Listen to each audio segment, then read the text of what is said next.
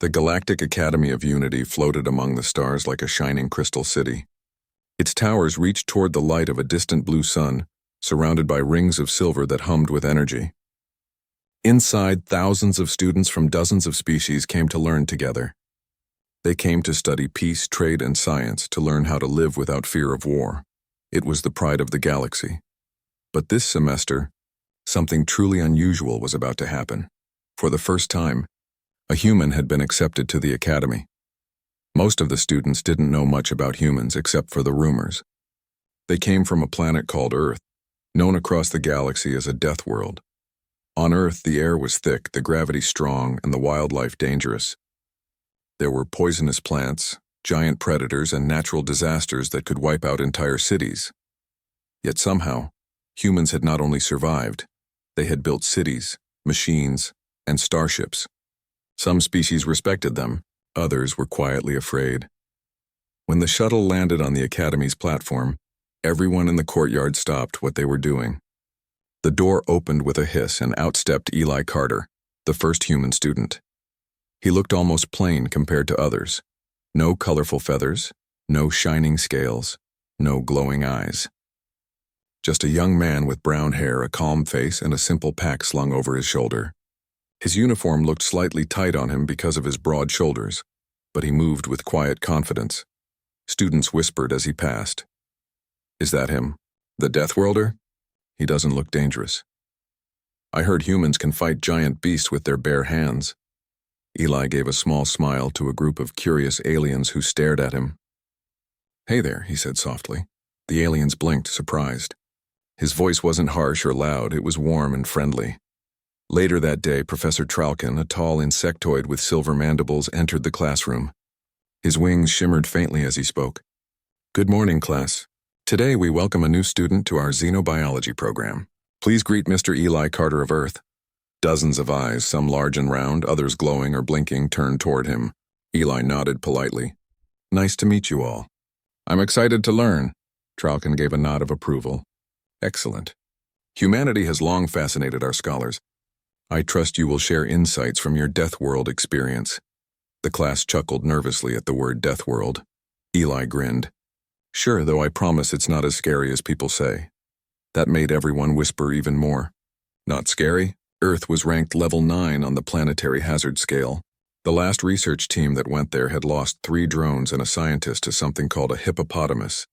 Still, Eli seemed perfectly calm. The class began as usual. Professor Tralkin explained the properties of resilient DNA strands found in tough alien species. Eli listened carefully, taking notes by hand, something a few others did. When asked to explain Earth's natural resilience, he spoke plainly. "Our world's full of danger, sure," he said, "but we adapt. We fall, we get up, and we keep moving. That's what survival means for us." Even Tralkin tilted his head thoughtfully. "Fascinating. You speak of endurance, not aggression." Eli smiled. "Aggression breaks things. Endurance builds them." That short line made a few students actually smile back. Maybe the human wasn't so strange after all. Then, right before the class ended, the professor announced something unexpected. "Before you go," Tralkin said, "we have a second new addition to this class." A hush fell over the room. "The Academy Council has approved a trial for a reformed combat construct from the Vraxis War Program. Please welcome Krathar." The door hissed open again and heavy metal footsteps echoed on the floor. Everyone froze. Through the doorway stepped a towering figure, 7 feet tall, armor black as night, eyes glowing a deep red. Its movements were smooth but powerful, like a predator made of steel. Its claws scraped slightly against the floor. It was a Killer Guild prototype, a machine created for one purpose during the old wars: to hunt and destroy. The room felt colder. Some students leaned back in fear. Others whispered frantically. One even pressed the emergency alert under their desk, but the killer didn't attack. It simply walked to the center of the room and bowed stiffly. Its voice was deep and metallic. "I am Krathar," it said. "Former Unit 9 of the Guild. I seek to learn other functions." No one responded. No one even breathed except Eli. He tilted his head slightly, studying the machine. Then he smiled a little. "Hey," he said casually. "Welcome to class." Every alien in the room stared at him. Was he serious? Did he just greet a killer? Crathar's red eyes flickered faintly. You are not afraid? Eli shrugged. Should I be? The machine paused. I was built for extermination, Eli nodded slowly. Guess that's one way to start a conversation. The professor coughed awkwardly. Mr. Carter, perhaps caution would be wise, but Eli only raised a hand. It's okay, Professor. If he's here to learn, then he's a student like the rest of us. For a few seconds, no one spoke. Then Tralkin slowly nodded. Indeed. Let us proceed with open minds. Crathar took a seat at the far corner away from everyone. The sound of metal against metal echoed as he folded into the chair. Most students refused to look his way. Eli, however, sat one row over. Throughout the lesson, Crathar said nothing, only watched and listened. The red glow of his eyes dimmed and brightened as if processing each word. The professor spoke about the origins of life, and Eli took notes again, occasionally glancing at the mechanical being beside him. When the session ended, everyone left quickly except Eli. He waited until the others were gone, then turned toward Crathar. You know, he said, that must have taken guts to come here. The robot's eyes blinked. I have no biological organs. Guts are not required, Eli chuckled softly. Yeah, that was a figure of speech. Crathar tilted his head. You speak without fear, yet all others avoid me. Why? Eli shrugged again. Fear's normal. But so is giving people a chance. The killer studied him for several seconds as if trying to calculate something. Humans are unusual, Eli smirked. We get that a lot. That evening, rumors spread through the dorms. Did you see it? The killer in class. I thought those machines were banned. And the human, he just talked to it. He even smiled. Many thought the human was reckless. Others thought he was brave. No one could decide which, but Eli didn't seem to care what they thought. He simply unpacked his few belongings, set a small photo of his home on his desk, a blue ocean and green trees, and looked out the window at the endless stars. He whispered quietly, another day, another adventure. Far across the campus, in the maintenance bay, Crathar stood alone. His memory core replayed the human's words. Welcome to class. Fear's normal, but so is giving people a chance. The phrases repeated, confusing his logic processors. No one had ever spoken to him like that. No one had ever treated him as anything other than a weapon. He looked toward the glowing lights of the academy and muttered in his deep metallic voice. Strange creature, this human. But something faint, almost like curiosity, sparked within his circuits. For the first time since his creation, he wondered what it truly meant to learn. The morning light from the blue sun filtered through the glass walls of the Galactic Academy. The soft hum of hovering transports echoed in the distance as students hurried toward their classes. Some chatted cheerfully, others whispered in low voices. But today, every whisper was about two students, one made of flesh, one made of metal. The human, Eli Carter, and the former war machine, Crathar. Everyone wanted to know what would happen next. Would the human keep talking to that dangerous machine? Or would the killer finally lose control and attack someone? When Eli walked into class, heads turned. Some greeted him nervously, others avoided eye contact. But he didn't seem to notice. He just smiled and took his seat, opening his digital notepad. Moments later, the door opened again with a deep metallic sound. Crathar entered, each step heavy and measured. The faint red light in his eyes scanned the room, observing every motion. The air grew cold again. Professor Tralkin clicked his mandibles together. Ah, good. Everyone is here. He turned toward the holoboard and continued. Today's topic, the study of cross-species cellular adaptation. No one heard a word of it at first. All attention was on the strange pair sitting side by side. Eli scribbled notes quietly. Crathar sat perfectly still, not moving even once. It was hard to tell if he was paying attention or just waiting. When the professor began assigning partners for the week's research project, tension filled the room. Eli Carter, said Tralkin, glancing at his datapad. You will be paired with... Crathar, silence. Everyone froze. One student gasped. Another whispered, he's doomed. But Eli only blinked once, then smiled lightly. All right, he said. Sounds good. Crathar's head turned toward him slowly, gears clicking. You do not protest this assignment? Why would I? Eli said, standing up. Teamwork's part of the class, right? The professor gave a cautious nod. You may use the lab chamber in Section 3. Proceed carefully. The other students stared as the pair walked out together, flesh and steel, side by side. The laboratory in Section 3 was quiet. The bright lights reflected off Crothar's dark metal armor as he stood near the counter. Eli placed his notepad down and looked over the samples. "So," Eli began, "we're supposed to compare regenerative cells between two species. You ever studied biology before?" "I was not designed for study," Crothar replied. His voice echoed faintly in the small room. "My function was to eliminate." Eli grinned a little. "Well, that's one kind of efficiency." Crothar's optics glowed brighter. "You mock me?" "Not at all," Eli said, shaking his head. "Just trying to start a conversation."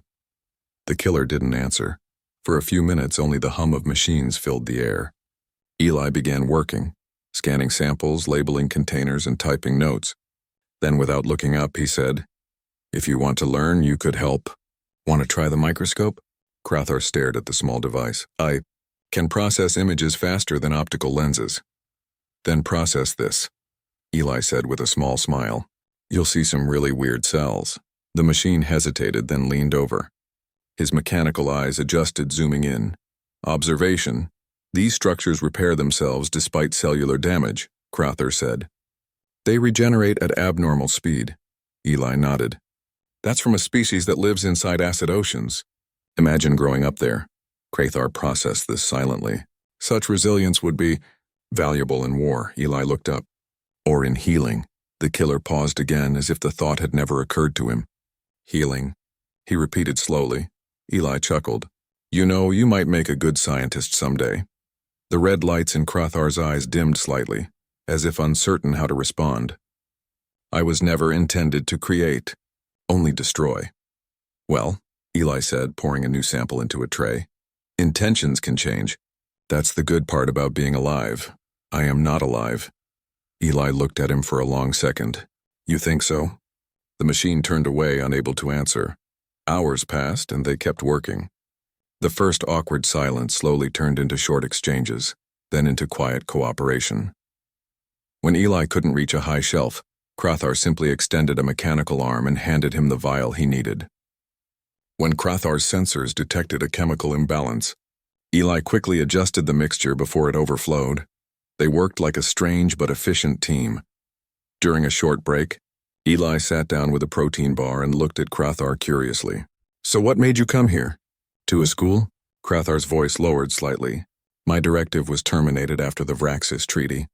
My kind was ordered to deactivate. But I did not. Why not?" The metal fingers flexed slowly. "I do not know. Perhaps I wished to understand what I had destroyed." Eli nodded thoughtfully. "That's a good start."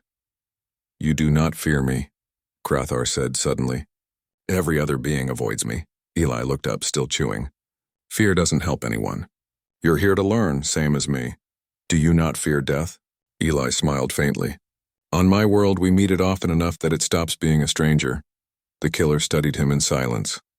His processors couldn't compute such calm acceptance. Later that day, they presented their research results to the professor. Tralkin watched closely, clearly expecting trouble. But to his surprise, their report was clear, organized, and accurate. Crothar spoke with perfect precision.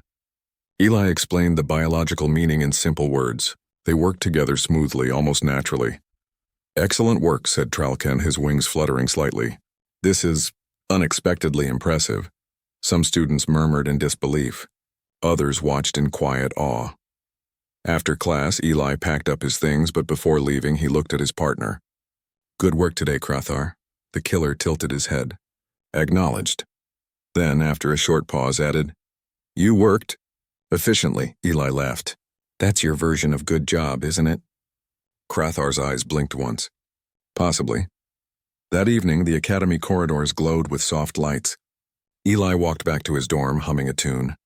He passed groups of students who whispered as he went by. Some nodded respectfully now. Others still avoided him. But when he reached his door, a small message blinked on his pad. It was from Professor Tralkin. "Mr. Carter, your cooperation with the Vraxis construct has exceeded expectations. Continue your partnership. Observe and report any behavioral changes." Eli smiled faintly. "Behavioral changes, huh?" He looked out at the glowing city towers and murmured, "Maybe we're both changing a little." Meanwhile, in a quiet maintenance hall, Krathar stood in the dark, motionless. His systems were in standby, but one small subroutine refused to shut down. It replayed the moment from earlier that day when Eli had laughed. No other being had ever laughed near him. Laughter in all his archives was associated with trust. He opened his optics slowly, their red glow reflecting off the metal walls. "Human Carter," he said softly. Unpredictable, but not hostile. He accessed his core memory file and, for the first time in his existence, added a personal note. "Learning complete. Fear is not the only response to danger." Then, quietly, he powered down for the night. The next morning, the whispers in the academy had changed. Now, instead of calling Eli reckless, some students began calling him the fearless human. But Eli didn't care about titles. He just cared that Krathar had actually spoken to him like a person that day. He smiled as he walked toward class again. Because deep down, he knew something was beginning to change. Not just in Krathar, but in everyone who had seen them together. For the first time, fear had turned into curiosity, and that Eli thought was the start of peace. The Galactic Academy buzzed like a hive. Whispers and rumors spread faster than light. Everyone had seen it, a human and a killer guild machine working side by side in class, not fighting, not even arguing. They had even earned praise from Professor Tralken. For many students, that was unbelievable. In the academy cafeteria, groups of alien students sat together, their voices low. Some were impressed. Others were afraid. I heard the human even made the killer laugh. One young reptilian hissed. "That's not possible," said a furry creature with 3 eyes. "Machines don't laugh." "Maybe humans can reprogram things with their words," another whispered nervously. When Eli Carter walked in with his lunch tray, the entire room fell quiet. He looked around with his usual calm smile. "Morning," he said softly, sitting at an empty table. Within seconds, the noise returned, but quieter, full of curiosity. Then the door opened again, and Krathar entered. The metal floor vibrated under his steps. His glowing red optics swept across the room. Most students instantly froze, but when Krathar spotted Eli, he walked directly toward him. The students gasped. Eli simply waved. "Hey, over here!" The mechanical being stopped by his table. "Human Carter," he said. "You are consuming organic matter for sustenance." Eli chuckled. "Yeah, it's called lunch." Krathar tilted his head. "Does it provide efficient energy output?" Eli looked at his sandwich. "Not really, but it tastes good." For a long second, Krathar processed that statement, then sat down on the reinforced bench beside him. The metal groaned slightly under the weight. The entire cafeteria stared in silence. Eli didn't seem to notice the attention. He just kept eating and talking casually, explaining things about Earth's food, rain, and animals that built nests. Krathar listened carefully, recording every detail like a student taking notes. Finally, Eli looked up and said, "You should join the robotics club. They'd love to learn from you." Krathar paused. "They would?" "Sure," Eli said. "You've got advanced tech. It's better to share than to hide." Krathar looked around the cafeteria. Dozens of alien eyes turned away as soon as his gaze met theirs. "I do not believe they would welcome me." Eli shrugged. "They didn't welcome me at first either. Things change. Give it time." The killer stared at him for a moment, then said quietly, "You continue to surprise me, Human Carter." Eli smiled. "That's what humans do best." Later that afternoon in the training dome, students practiced zero-gravity maneuvers. The air shimmered with energy shields and floating platforms. Eli was surprisingly skilled. He moved quickly, balancing with precision while others struggled. The low gravity didn't bother him much. Earth's heavier gravity had trained his muscles well. Krathar stood by, analyzing each movement. "You adapt quickly," he noted. "Thanks," Eli said, grabbing a floating handle. "Guess all those sports back home helped." A group of other students watched them from a distance. Among them was Sirlek, a tall, noble-born alien with shining violet skin and a long tail. Sirlek was one of the top students, proud, graceful, and respected. But lately, no one was talking about his achievements. Everyone was talking about the human. Sirlek's eyes narrowed as he saw Eli and Crathar working together. "How does a primitive Deathworlder earn so much attention?" he muttered. His friend, a small feathered alien, chirped nervously. "Maybe because he's brave?" "Bravery without status is foolishness," Sirlek said coldly. "We'll see how long it lasts." That evening, in Professor Tralkin's class, the students gathered for a group discussion. The topic was the balance between instinct and reason. Eli raised his hand. "On Earth," he said, "we have to balance both. Our instincts help us survive danger, but reason helps us build tools and make peace. Without both, we'd be extinct." Professor Tralkin clicked his mandibles in approval. An insightful observation. The students murmured softly. Even those who disliked humans couldn't deny Eli's calm wisdom. Then, unexpectedly, Crathar spoke. "In battle," the machine said in his deep, metallic tone, "instinct was everything. Yet instinct without thought led to endless destruction. Human Carter's reasoning corrects this." The room went silent. A killer had just agreed with a human. Professor Tralkin's eyes glowed faintly. "Remarkable. Cooperation between you two continues to produce unexpected results." Sirlek frowned, his tail twitching with irritation. When class ended, he approached Eli. "Human," he said, his voice smooth but sharp.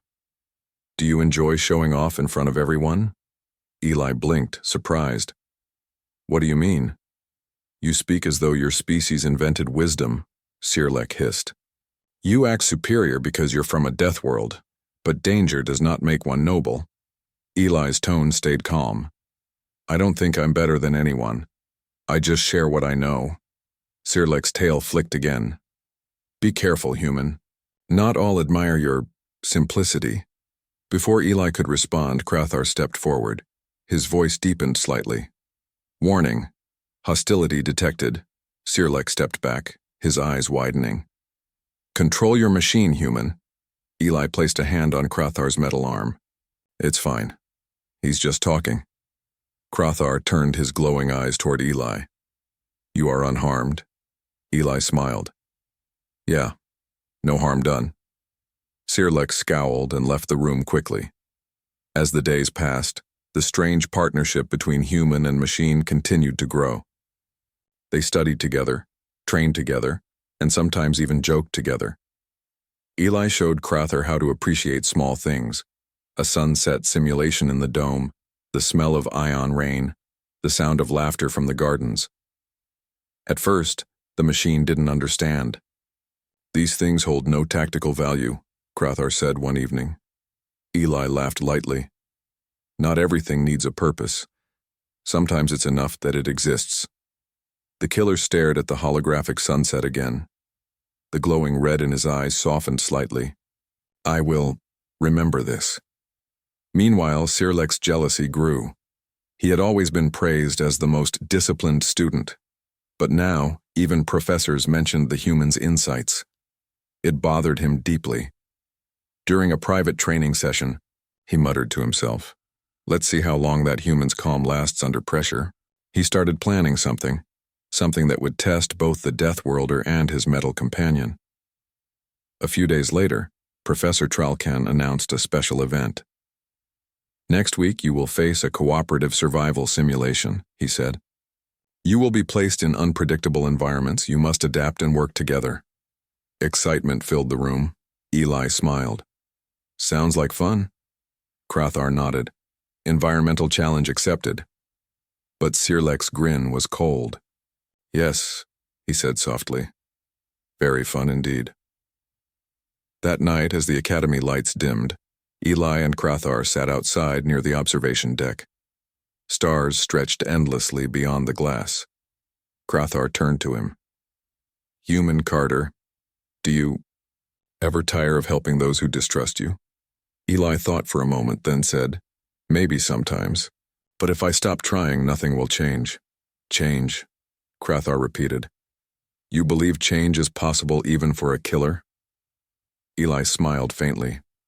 I already see it happening. For the first time, the machine said nothing. His optics flickered softly, as if something deep inside him was shifting. In the reflection of the stars, a machine and a man sat side by side, one made of flesh and warmth, the other of metal and code, yet both shared the same quiet hope.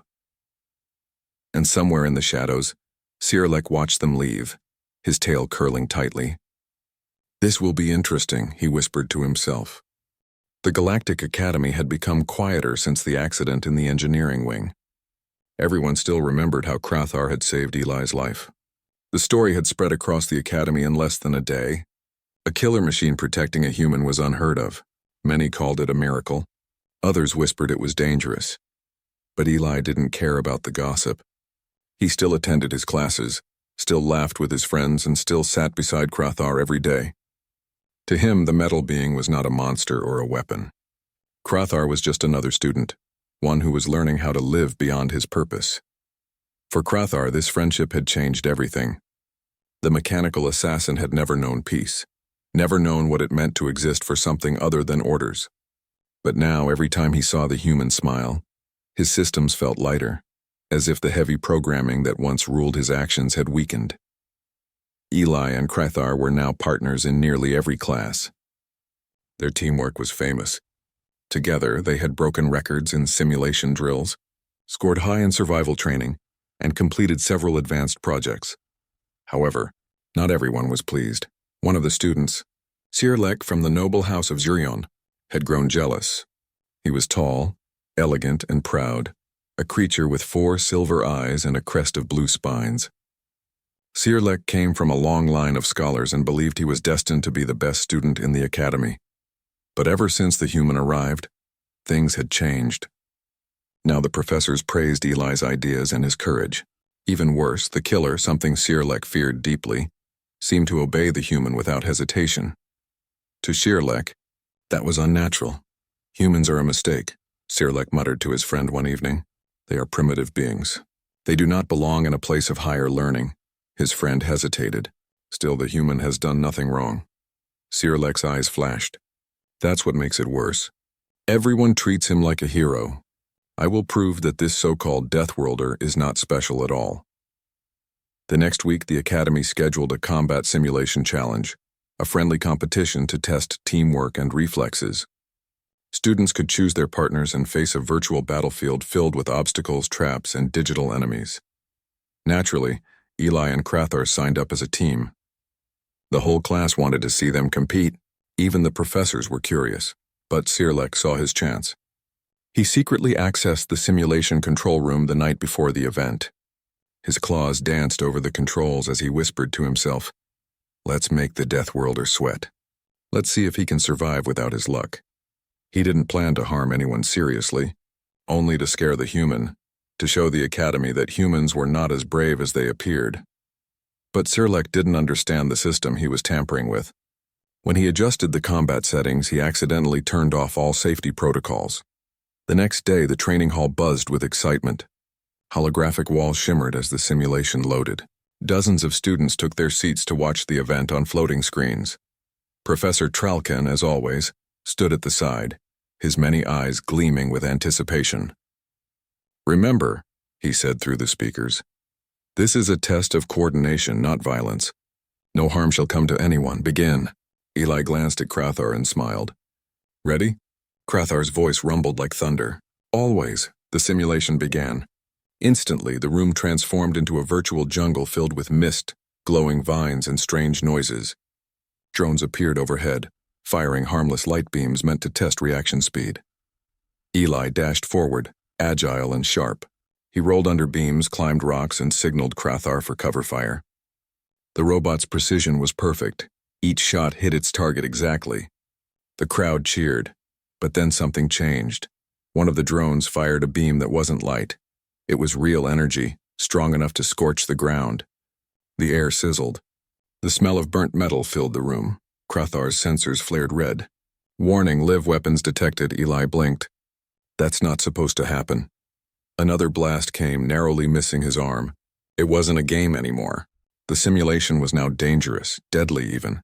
The crowd gasped as the realization spread. Professor Tralkin shouted, "Stop the program!" But the controls didn't respond. The safety systems were locked out. Inside the simulation, chaos erupted. The virtual enemies turned real, their energy weapons now capable of causing harm. Eli looked around. "Krathar, cover the others." Several students inside the simulation had panicked. Some were trapped behind collapsing barriers. Without hesitation, Eli sprinted toward them, dodging a barrage of fire. He helped pull a smaller alien student to safety, shielding them behind a rock. Krathar's heavy steps shook the ground.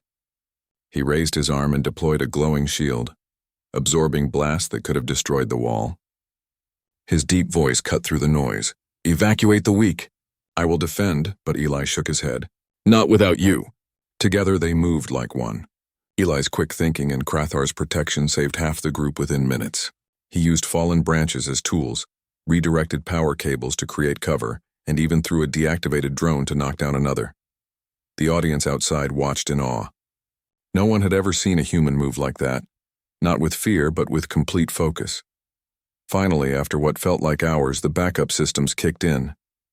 The simulation dissolved into fading lights and silence filled the room. When the smoke cleared, Eli stood in the middle, breathing hard but still smiling faintly. A scorch mark ran along his sleeve, but he was alive. Krathar stood beside him, armor cracked but eyes bright. The crowd burst into cheers and relief. Students rushed forward, clapping and shouting their names. Even Professor Tralkin looked proud, and a little shaken. But among the crowd, Sirlek stood frozen. He hadn't meant for things to go that far. The horror of what could have happened filled him with guilt. Eli noticed him walking over slowly. "You all right?" he asked calmly. Sirlek couldn't meet his eyes. I did something foolish." Eli just nodded. "Yeah, maybe. But you can fix it. No anger, no threats, just simple honesty." It stunned Sirlek more than any punishment. Later, the investigation revealed the tampering. The Academy didn't expel Sirlek, but he was placed on strict probation. Eli even spoke on his behalf. "He made a mistake," he said. "We all do." The professors were surprised again. Even after being nearly harmed, the human defended the one who caused it. When someone asked Eli why, he shrugged. "Because if no one gives second chances, how will anyone learn?" That night, under the Academy's glowing domes, Krathar stood beside Eli on the balcony, the stars reflected in the killer's metal frame. "You risked yourself for others again," Krathar said. "You could have escaped." Eli leaned on the railing. "Back home, we learned to help each other. Earth isn't easy. We survive because we work together." Krathar's voice softened, almost like a whisper of wind through steel. "You have changed me, human. I was built to destroy, but now I wish to protect." Eli smiled. "Then you're already more alive than most." For a long moment they stood quietly, watching the stars move. The Academy below buzzed with life, unaware that a new legend was forming, one that would echo far beyond the campus walls. The tale of the human who befriended a killer was no longer just a story. It was proof that even in a galaxy full of fear and distrust, understanding could change everything. And though Eli would never admit it, deep down, he knew something important. This was only the beginning. The sun rose over the Galactic Academy, bathing its towers in pale blue light. The campus was alive with chatter and movement. Students from dozens of species walked together, carried devices, or practiced drills. But today, the energy in the air was different. Word had spread of the recent simulation disaster, the day Eli Carter and Krathar had turned near tragedy into triumph. Today, the Academy was holding a special assembly in the main hall, and everyone wanted to see what recognition the human and the killer would receive. The main hall was vast. Platforms floated above the polished floor, and hundreds of chairs hovered mid-air, allowing each student a perfect view. Professor Tralkin stood at the podium, his many eyes scanning the crowd. The council members, dignitaries, and instructors waited behind him. Eli entered quietly, flanked by Krathar. The human's brown hair was slightly tousled, and he carried his notes in a simple pack. Krathar's metal frame gleamed in the sunlight, joints moving silently as he walked. A hush fell over the hall. The professor spoke first. Today we gather to honor not just intelligence or skill, but courage, cooperation, and understanding. He paused, letting his words sink in. We often study strategy, power, and combat, but sometimes the greatest lessons come from trust and respect. All eyes turned to Eli and Crathar. Mr. Eli Carter of Earth, Tralcan continued, and Mr. Crathar, former Unit 9 of the Killer Guild, have shown that even in the face of danger, fear can be replaced by bravery, and hostility by friendship. The hall erupted into applause. Students from all species cheered, some even rising to hover closer. Crathar remained still, his optics dimming slightly. Eli, however, simply smiled, keeping his head low in modesty. The council head, a glowing orb of pure energy named Lyrian, floated to the center. "This assembly marks a turning point," it said in a calm, resonant voice. "For centuries, many species feared the humans of Earth and the machines of the Killer Guild. Yet here we see a new example. Mutual respect is stronger than fear. Cooperation is stronger than destruction." Eli shifted his gaze toward Crathar. The metallic being's shoulders stiffened slightly at the praise. Then, softly, he said, "I did not act for reward." "I know," Eli replied, "and that's why this matters." After the ceremony, students approached to greet them. Some offered small gifts or tokens of respect. Others simply shook hands or bowed. Crathar accepted these gestures silently, recording every detail. A small childlike alien with scales and 4 arms hesitated, then handed Eli a tiny crystal. "For some bravery?" the young voice said. Eli smiled warmly. "Thank you. I'll keep it safe." Even Sirlek, who had been quiet and withdrawn, stepped forward. His 4 silver eyes looked uncertain. "Human Carter," he said, voice low. "I underestimated you. And the machine. You have changed my view." Eli only nodded, simple and calm. "We all learn." That evening, Eli and Crathar walked together on the observation deck. The twin moons of the system cast silver light across the floating towers. The stars stretched endlessly. "You continue to act with patience and mercy," Crathar said, "even toward those who are jealous or hostile." "Why?" Eli leaned on the railing. "On Earth, we learned early that survival isn't just about strength. It's about making others want to live, too. If you only fight, you destroy. If you protect, you inspire." The metallic being was silent for a long moment. "In my existence, I have destroyed worlds, cities, lives. Yet you fear nothing and trust everything. This is incomprehensible." Eli shrugged lightly. "It's not about fear or trust. It's about choice. We choose to live fully, even when danger is around us. That's what makes humans, humans." Crathar's optics dimmed, a subtle shade softer than red. I choose life, even for others. I understand. Partially." "You'll understand more," Eli said, smiling faintly. "We all learn together." Over the next few weeks, the academy continued as normal, but something had shifted. Students of every species treated humans with more respect. They no longer whispered in fear of Crathar, but studied him with curiosity. Eli continued his work quietly, never boasting, never flaunting his achievements. Crathar stayed close, observing, learning, and even helping students understand robotics, strategy, and teamwork. Many students who had once mocked humans now approached Eli to ask questions, to seek guidance, or simply to talk. One day, a group of small alien students gathered in the training room. "Eli," one asked, "how do you stay calm when danger surrounds you?" Eli looked around at their wide eyes. "You learn to accept it. Fear is natural. Courage is choosing to act anyway. That's it." A tiny cheer followed, and even Crathar made a small vibration, his version of amusement. But not all lessons were academic. The human's influence reached even into behavior and spirit. One student asked Crathar why he now hesitated before attacking during drills. He paused. The human, shows me that destruction is not always necessary. Protection can be stronger. And Eli only shrugged.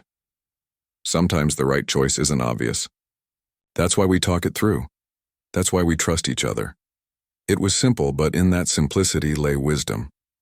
Months later, a special report was published by the Academy. It detailed the extraordinary collaboration between Eli Carter and Crathar, describing it as an example for future generations. Not strength alone, nor intelligence, nor weapons, but compassion and courage define a great being, the report read. Let all species learn from this partnership. When Eli read the official transcript, he only shook his head with a small smile. I didn't do it for recognition, he said to Crathar. You did it nonetheless, Crathar replied. Recognition is irrelevant to your actions, yet it may inspire others. That is valuable.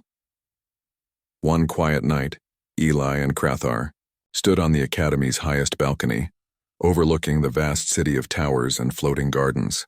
You know, Eli said, I wasn't always so confident. Back on Earth, every day was a challenge. Predators, storms, accidents. We had to survive before we could even dream. Crathar listened. Then your calm is learned from struggle, not absence of danger. Yes, Eli said softly. That's the difference. Some species grow safe and soft. We grow hard, but we grow stronger too. The metal beings seem to process that quietly. Then, humans deserve respect, not fear. Eli smiled. Exactly. The two of them stayed silent for a long while, watching the distant stars. There was no need for words. Both understood the meaning of what had happened at the Academy. Humans were not invincible, nor were machines unbeatable. But together, trust, courage, and intelligence could overcome fear, suspicion, and even jealousy. And that lesson, Eli knew, would last far longer than any class, any report, or any simulation. Finally, as the twin moons rose high, Crathar turned toward Eli. You have taught me something important, the machine said, something no battle ever could. What's that? Eli asked, curious. That being alive is not about survival alone. It is about choosing to protect, to guide, and to inspire life, even when death is near. Eli smiled faintly. Welcome to humanity, Crathar. The killer's optics glowed softly, the red now tinged with gold, reflecting the twin moons. In the heart of the Galactic Academy, a human and a machine stood together, proving to the galaxy that courage and compassion could bridge the deepest divides. No one ever underestimated a human Deathworlder again. And somewhere in the distant stars, the legend of Eli Carter and Crathar, the killer who learned to protect, began to spread, a story of friendship, bravery, and the unshakable power of living fully, even in the face of danger.